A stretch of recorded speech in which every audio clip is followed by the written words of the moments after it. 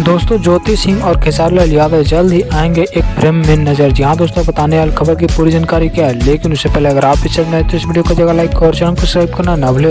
दोस्तों आप लोगों को बताते हैं खेसारी लाल यादव जो कि इन दिनों बहुत सारे स्टेज शो करते नजर आ रहे हैं। दोस्तों हाल ही के दिनों में बताया जा रहा है यह भी कि ज्योति सिंह का पंगा जो कि पवन सिंह के साथ चल रहा है। दोस्तों इसी के बीच एक ऐसा खबर जो कि कहीं ना कहीं दर्शकों का दिल दहलाने वाला है, पवन सिंह के फैंस का दिल टूटने वाला है, क्योंकि दोस्तों खेसारी लाल यादव और ज्योति सिंह का जल्द ही एक स्टेज शो होने जा रहा है जो कि आप लोग को ऑफिशियल अनाउंसमेंट 1 से 2 दिन के अंदर कर दिया जाएगा। और दोस्तों एक खबर पूरी जानकारी पक्की है। और दोस्तों बता दें कि पवन सिंह का जो कि तलाक का मामला चल रहा है वो काफ़ी जोर शोर से मीडिया में खिलते नजर आ रहा है। और दोस्तों कहीं ना कहीं पवन सिंह की बदनामी हो रही है।